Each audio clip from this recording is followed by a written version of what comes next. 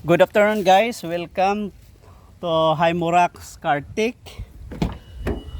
YouTube channel. At ang gagawin natin ngayon ay tingnan natin itong Expander 2024 model. Ang problema nito ay engine won't start. I-try natin. Paka natin ang brake pedal. Start natin.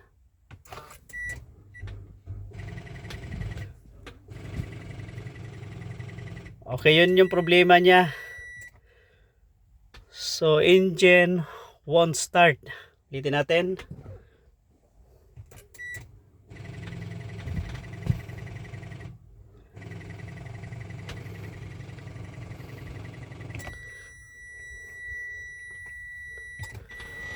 Ayan ang problema niya. Ayaw umandar ang kanyang makina.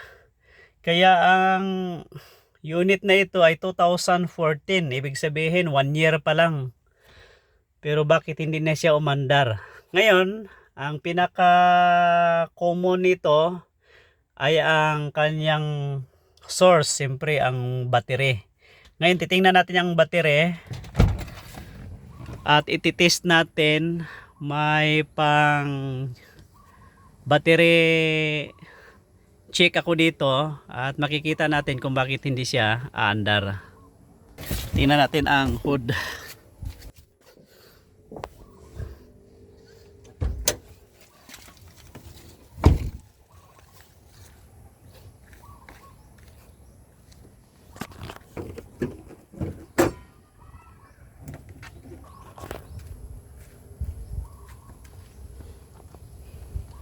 Okay, check natin ngayon ang kanyang battery para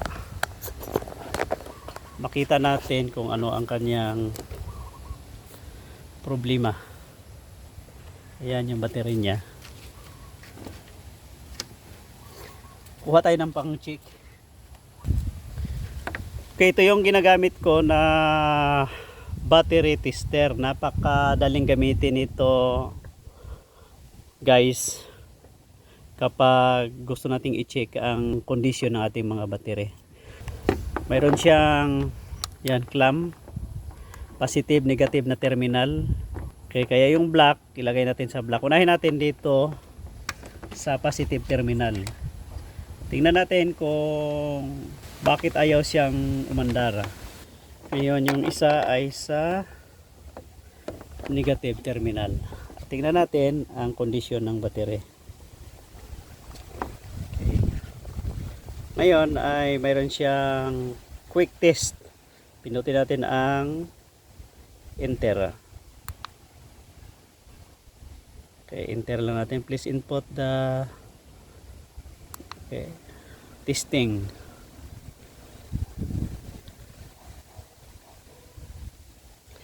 Nakita natin guys, ang healthy niya ay, kita niyo ay 2%. 2% yung kanyang healthy. Although ginamit ito kanina, nag-charge siya ng 98%, pero ang kanyang note ay replace. Healthy ay 2% at ang note ng tester ay replace. Kaya pala hindi siya umandar. Ngayon kukunin natin ang bago at ititest natin kung anong pagkakaiba nilang dalawa. Tanggalin natin ito. Kunin natin ang bago. Okay, ito yung kanyang bagong battery. Ngayon itest natin yan gamit ang ating battery tester. Kung anong pagkakaiba ng dalawa, bakit hindi siya umandar. Lagay natin to, kunin natin ang cover. Yan. Bago pa siya, mayroon pa siyang cap. Lagay natin ang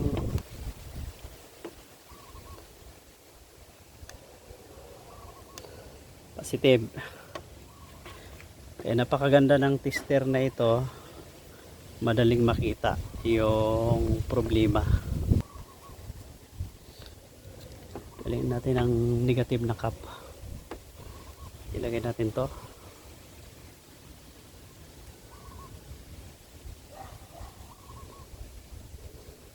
Okay. Ngayon ay scan natin, quick test, enter. Tingnan natin ang pagkakaiba niya. Okay, kaya kung nakita ninyo yung bago ay nasa 64% ang healthy ng battery at kulang ang charge niya, nasa 65% pa lang. Kanina yung charge sa isa ay 90% pero ito ay 65%. Pero nakita niyo yung note niya, good. Kailangan lang i-recharge. Pero dahil bago ito, kapag tumatakbo ang engine, ang sasakyan mamaya, magkakaroon ng charging system sa alternator doon sa battery. At i-check natin ulit ito pagkatapos natin magamit para makita natin kung nadagdagan ang kanyang charge. O 65% na charge, gagawin natin yan na at least 98 to 100% charge. Kaya ang volts niya ay nasa 12.39. Ngayon, kapag nagcha-charge ito ay magiging at least ay 12.50 o mas mataas para kapag i-on yung light, headlight, i-on ang mga component parts, aircon, ay hindi siya matatalo sa charging. Okay, good. Pero kailangan lang na recharge. Kanina ang isa ay 2% healthy at ang note niya ay replace. Palitan natin ang battery. Kuha tayo ng spanner. Ito ay 10 mm, kaya unahin natin pagtanggal ang negative side terminal. Okay. Tapos sunod natin ang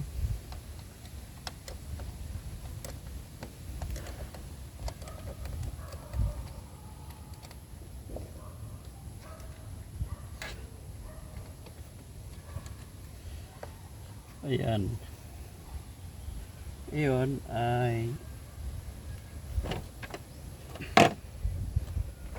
pull out natin. Okay, ito siya guys. Napakaliit. 1 year lang ay sira na agad.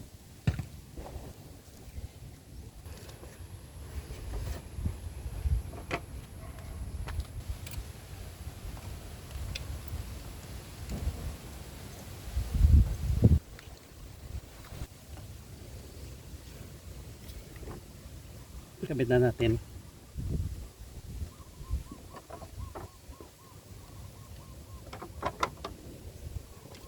Good. Unahin natin pagkabit ang positive terminal. Make sure na sagad siya. Good. Positive. Higpitan natin.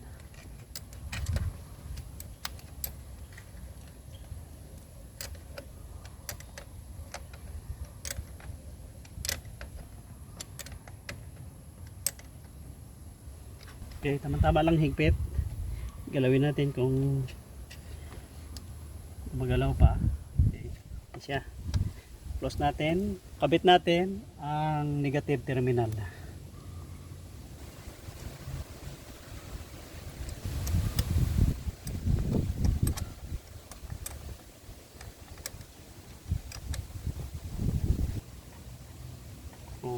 Okay, good. Restart natin para malaman natin kung anar siya.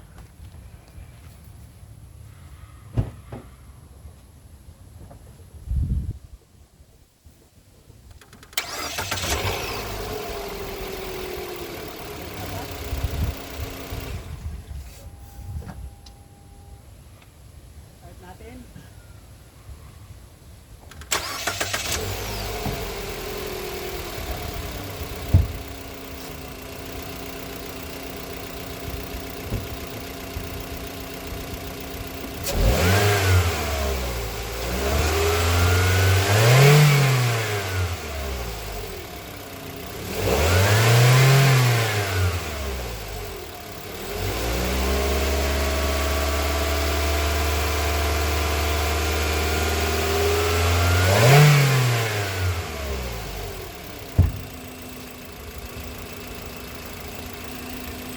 Okay, kaya kita natin ay battery ang kanyang problema. Ngayon, ang gagawin natin ay i-check natin ulit.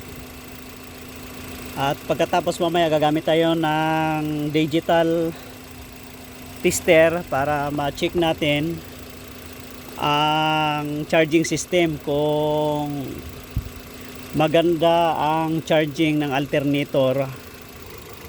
Tingnan natin. Ayun. Ulitin natin yung proseso. Kaya kahit nakaandar o nakapatay, naka-disconnect o naka-connect ang battery, pwede nating i-test gamit ang itong battery tester. Nakita natin guys, ayan, good battery. Kaya ngayon ay yung charging niya ay nasa 98%, kanina nasa 65%.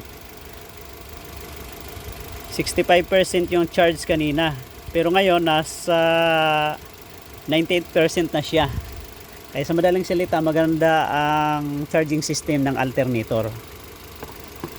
Okay, kanina 64, pero ngayon nasa 76. Pero bukas ay susukatin natin ulit ito at para makita natin kung anong pagkakaiba ngayon na bagong kabit, bukas na nagamit na. Pero gamit tayo ng digital tester para makita natin ang charging system ng alternator. Okay, kaya ito yung gagamitin natin na digital tester. Lagay natin sa volt. Okay, naka-volt na ngayon. Okay, ito yung positive probe niya, ilagay natin sa positive. At yung negative probe dito sa negative. Yung nakita ninyo ay ang charging niya ay nasa 13.86. Kung i-accelerate yan, aabot pa yan ng 14 volts. Ngayon nasa 13.8586, naglalaro siya ng 13.86 volts. Ang gagawin natin ngayon, lalagyan natin ng aircon. Kung yung 13.80 volts, tingnan natin kung mababawasan. Aircon muna.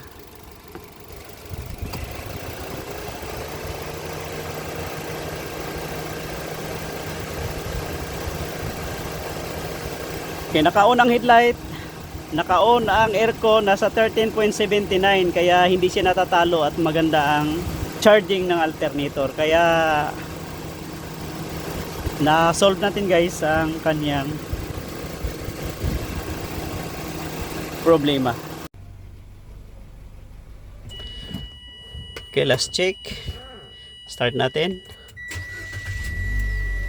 Okay, kaya back to normal operation. Kaya ang problema guys, ang battery. Pero nagtataka lang ako, 1 year lang siya. Kasi to 2024 model itong GLS expander. Pero hindi na siya umandar, engine won't start. At ang problema ay ang battery niya, yung stock na battery. Okay, kaya common ang problema ng mga stocks ngayon. Kahit 1 year and a half ay sira na yung battery. Ganun talaga. Nagpalit ng battery na bago at back to normal operation.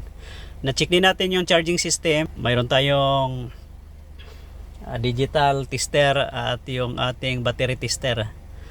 Kaya nakita natin ang kondisyon ng battery at maganda.